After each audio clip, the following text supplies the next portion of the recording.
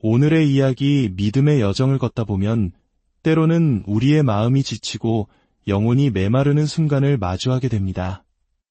마치 끝없는 광야를 홀로 걷는 것처럼 막막하고 붙잡고 있던 희망의 끈마저 놓아버리고 싶을 때가 있습니다. 오늘 우리가 함께 나눌 말씀은 바로 그런 시간 속에서 흔들리는 우리를 굳건히 붙잡아줄 생명의 메시지입니다. 이 말씀이 여러분의 마음에 작은 위로와 빛이 되기를 소망합니다. 잠시 귀를 기울여 주시는 여러분의 시간이 헛되지 않도록 하나님의 은혜가 이 자리에 함께하기를 기도합니다. 혹 이 말씀이 누군가에게 힘이 될 것이라 생각하신다면 나누어 주시는 것을 주저하지 마십시오. 여러분의 좋아요와 구독은 이 말씀의 빛이 더 멀리, 더 많은 이들에게 퍼져나가는 귀한 통로가 됩니다. 이 선한 사역에 동참하시는 모든 분들께 하나님의 평강이 가득하기를 축복합니다. 오늘 우리가 함께 묵상할 말씀은 히브리서 4장 14절부터 16절까지입니다. 그러므로 우리에게 큰 대제사장이 계시니 승천하신 이 곧 하나님의 아들 예수시라. 우리가 믿는 도리를 굳게 잡을지어다. 우리에게 있는 대제사장은 우리의 연약함을 동정하지 못하실 이가 아니요 모든 일에 우리와 똑같이 시험을 받으신 이로되 죄는 없으시니라. 그러므로 우리는 긍휼하심을 받고 때를 따라 돕는 은혜를 얻기 위하여 은혜의 보좌 앞에 담대히 나아갈 것이니라. 이 말씀은 아주 특별한 상황에 놓인 사람들에게 보내진 편지입니다. 그들은 바로 히브리인, 즉 유대인 출신의 그리스도인들이었습니다. 그들은 기독교의 복음을 듣고 수세기 동안 이어져 내려온 자신들의 옛 종교인 유대교를 떠나 예수님을 구주로 영접한 사람들이었습니다. 처음에는 새로운 믿음 안에서 큰 기쁨과 감격을 누렸습니다. 하지만 시간이 흐르면서 그들의 삶에 시련이 찾아왔습니다. 히브리서 10장을 보면 그들이 얼마나 혹독한 박해를 받았는지 알 수 있습니다. 재산을 빼앗기고 동족에게 모진 핍박을 당했습니다. 두려움과 불안이 그들의 마음을 잠식하기 시작했습니다. 더 큰 문제는 신앙의 근간을 흔드는 의심이었습니다. 그들은 처음 복음을 들었을 때 예수님께서 곧 다시 오셔서 모든 원수를 물리치고 영원한 왕국을 세우실 것이라는 약속을 받았습니다. 그러나 세월은 흘러가는데 예수님은 오시지 않았습니다. 기다림에 지친 그들은 낙심했고 마음속 깊은 곳에서 질문이 피어올랐습니다. 혹시 우리가 너무 성급하게 새로운 가르침을 받아들인 것은 아닐까? 수많은 세월 동안 검증된 우리 조상들의 종교가 더 안전한 길이 아니었을까? 그들은 흔들리며 그리운 눈으로 자신들이 떠나온 옛 신앙을 돌아보기 시작했습니다. 사랑하는 성도 여러분, 이 이야기가 낯설게 들리시나요?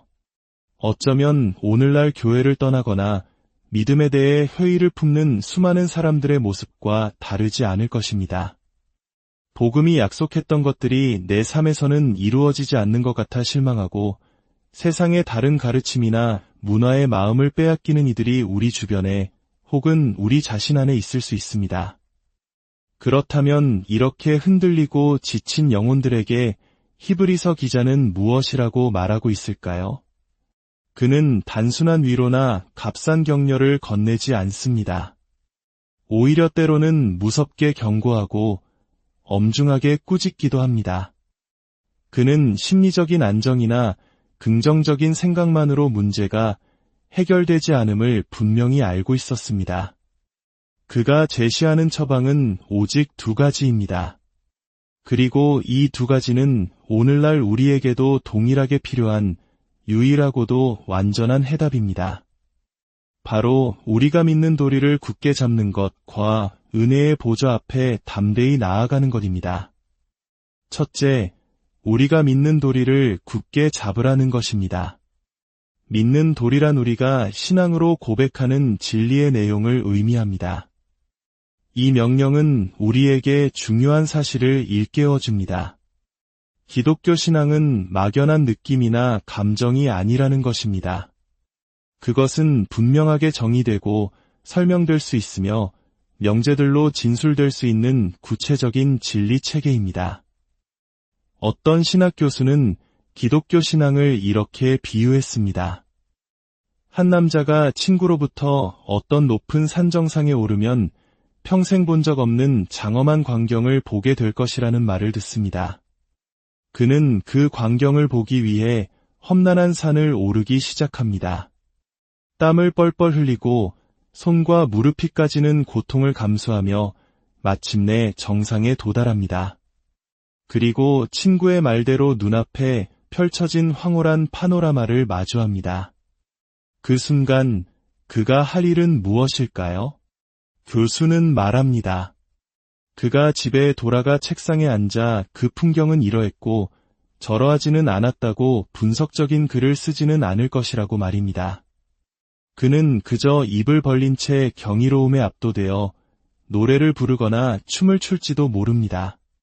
그 경험은 분석하거나 정의할 수 없는 가슴 벅찬 감정 그 자체라는 것입니다. 많은 사람들이 기독교 신앙을 이와 같다고 생각합니다. 말로 설명할 수는 없지만 그냥 마음속에 뜨거운 무언가가 있다고 말합니다. 기독교는 가르치는 것이 아니라 전염되는 것이다라는 말이 유행하기도 했습니다. 그러나 히브리서 기자는 정반대의 이야기를 합니다. 너의 신앙 고백을 굳게 붙잡으라. 이는 우리가 무엇을 믿는지 명확히 알아야 함을 전제합니다. 안개처럼 희미한 것은 붙잡을 수 없습니다. 단단하고 실체가 있는 것만이 붙잡을 수 있습니다. 우리가 믿는 진리의 핵심은 무엇입니까? 오늘 본문은 그것을 명확하게 요약해 줍니다. 우리에게 큰 대제사장이 계시니 승천하신 곧 하나님의 아들 예수시라. 이것이 우리의 신앙 고백입니다. 우리가 굳게 붙잡아야 할 진리의 첫 번째 기둥은 바로 예수 그리스도의 인격, 즉 그분이 누구신가에 대한 교리입니다. 그는 단순히 위대한 스승이나 선지자가 아닙니다. 그는 하나님의 아들이십니다. 이것은 성육신의 신비를 말합니다. 영원하신 하나님께서 인간의 몸을 입고 이 땅에 오셨다는 장엄한 진리입니다. 요한복음 한 장이 증언하듯 그는 태초부터 하나님과 함께 계셨던 말씀이시며 만물을 창조하신 분이십니다. 혹시 여러분의 신앙생활이 힘들고 지치십니까? 목사님의 위로나 격려의 말보다 더 필요한 것이 있습니다. 바로 이 성육신의 교리를 다시 붙잡는 것입니다. 우리는 너무 바빠서 신학 서적을 읽을 시간이 없다고 말합니다. 교리는 중요하지 않고 뜨거운 마음만 있으면 된다고 생각합니다. 그러나 우리가 누구를 믿는지 정확히 알지 못할 때 우리의 믿음은 시련의 바람 앞에서 쉽게 흔들릴 수밖에 없습니다.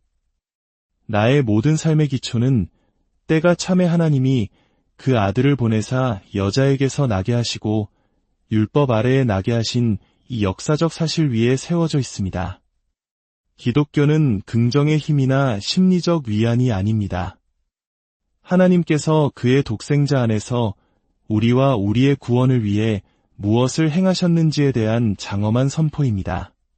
그리고 이 진리의 두 번째 기둥은 예수 그리스도의 사역, 즉 그분이 무엇을 하셨는가에 대한 교리입니다. 본문은 그를 큰 대제사장이라고 부릅니다. 이 개념을 이해하기 위해 우리는 구약시대로 돌아가야 합니다. 구약의 대제사장은 1년에 단 한 번 대속죄일에 짐승의 피를 가지고 지성소에 들어가 백성의 죄를 속하는 예식을 거행했습니다. 그것은 백성들의 죄를 덮는 중요한 의식이었지만 불완전하고 일시적인 것이었습니다. 그러나 히브리서 기자는 선포합니다. 이제 우리에게는 새로운 그리고 위대한 대제사장이 계시다고 말입니다. 그분은 짐승의 피가 아닌 자기 자신의 몸을 단번에 제물로 드려 영원한 속죄를 이루셨습니다. 그리고 그 자신의 피를 가지고 땅의 성소가 아닌 하늘의 지성소, 곧 하나님 보좌 앞에 나아가셨습니다. 이것이 바로 십자가의 복음입니다. 사탄이 우리의 죄를 들추며 참소할 때 여러분은 무엇으로 맞서 싸우십니까? 교회의 현 상태나 세상의 것엔 도전에 낙심될 때 무엇을 의지하여 다시 일어서십니까? 우리의 감정이나 좋은 느낌은 모래성과 같습니다. 우리가 굳게 붙잡아야 할 유일한 반석은 바로 이 복음의 진리, 신약의 신학입니다. 둘째, 은혜의 보좌 앞에 담대히 나아가라는 것입니다. 진리를 굳게 붙잡는 것이 전부가 아닙니다. 그것만으로는 생명 없는 정통, 차가운 교리에 머물 수 있습니다. 히브리서 기자는 우리에게 두 번째 처방을 제시합니다. 그러므로 우리는 은혜의 보좌 앞에 담대히 나아갈 것이니라. 여기서 그러므로라는 접속사가 매우 중요합니다. 이것은 우리가 담대히 기도할 수 있는 근거가 바로 앞에서 말한 진리, 즉 예수님이 누구시며 무엇을 하셨는지에 대한 우리의 신앙 고백에 있음을 보여줍니다. 교리 없는 기도는 맹목적이고 기도 없는 교리는 무기력합니다. 기도는 무엇입니까? 그것은 하나님의 보좌 앞으로 나아가는 것입니다. 우리는 기도의 대상이 누구인지 결코 잊어서는 안 됩니다. 그는 온 우주를 창조하시고 다스리시는 전능자이시며 빛이시고 어둠이 조금도 없으신 거룩하신 분입니다. 우리는 경외와 거룩한 두려움으로 그분 앞에 나아가야 합니다. 그런데 어떻게 죄인인 우리가 감히 담대하게 그 보좌 앞에 나아갈 수 있습니까? 그것은 믿는 자들에게 그 심판의 보좌가 은혜의 보좌가 되었기 때문입니다. 그리고 우리가 이것을 확신할 수 있는 유일한 근거는 바로 우리의 대제사장이신 예수 그리스도 때문입니다. 본문은 말합니다. 우리에게 있는 대제사장은 우리의 연약함을 동정하지 못하실 이가 아니요. 이 얼마나 놀라운 위로입니까? 하늘 보좌에 계신 그분은 우리의 아픔과 고통, 슬픔과 유혹을 모두 아십니다. 그는 이 땅에서 우리와 똑같이 시험을 받으셨기 때문입니다. 세상 누구도 내 마음을 알아주지 못한다고 느낄 때 기억하십시오. 주님은 알고 계십니다. 주님은 우리의 연약함을 깊이 동정하십니다. 더욱 놀라운 것은 그분은 항상 그 자리에 계시다는 사실입니다. 우리의 감정과 상태는 수시로 변합니다. 어떤 날은 기도가 잘 되다가도 어떤 날은 마음이 메마르고 건조합니다. 그러나 우리의 대제사장이신 예수 그리스도는 어제나 오늘이나 영원토록 동일하십니다. 그는 변함없이 우리를 위해 중보하고 계십니다. 이 진리 위에 설 때 우리는 담대히 기도할 수 있습니다. 사도 바울은 로마서에서 이 논리를 위대하게 펼쳐 보입니다. 곧 우리가 원수 되었을 때에 그의 아들의 죽으심으로 말미암아 하나님과 화목하게 되었은즉 화목하게 된 자로서는 더욱 그의 살아나심으로 말미암아 구원을 받을 것이니라. 생각해 보십시오. 우리가 하나님을 대적하는 원수였을 때조차 하나님은 우리와 화목하기 위해 자신의 가장 귀한 아들을 십자가에 내어주셨습니다. 그렇다면 이제 하나님의 자녀가 된 우리에게 무엇을 아끼시겠습니까? 로마서 8장 32절은 이렇게 외칩니다. 자기 아들을 아끼지 아니하시고 우리 모든 사람을 위하여 내주신 이가 어찌 그 아들과 함께 모든 것을 우리에게 주시지 아니하겠느냐. 이것이 우리가 은혜의 보좌 앞에 담대히 나아갈 수 있는 이유입니다. 이것이 우리의 기도에 대한 흔들리지 않는 확신입니다. 철학이나 긍정적인 생각이 아닌 역사 속에서 이루어진 하나님의 위대한 구원 사건이 우리의 근거입니다. 사랑하는 성도 여러분, 오늘 당신의 마음은 어떠십니까? 혹시 낙심과 의심의 그림자가 드리워져 있습니까? 그렇다면 오늘 이 두 가지 말씀을 굳게 붙잡으십시오. 첫째, 당신이 믿는 것이 무엇인지 다시 한번 되새기십시오. 하나님의 아들이시며 우리의 위대한 대제사장이신 예수 그리스도, 그분이 십자가에서 이루신 완전한 구원의 진리를 굳게 붙드십시오. 그리고 둘째, 그 진리에 근거하여 담대히 은혜의 보좌 앞으로 나아가십시오. 당신의 연약함을 모두 아시고 도우시는 주님께서 그곳에서 당신을 기다리고 계십니다. 그곳에서 때를 따라 돕는 은혜와 긍휼을 얻게 될 것입니다.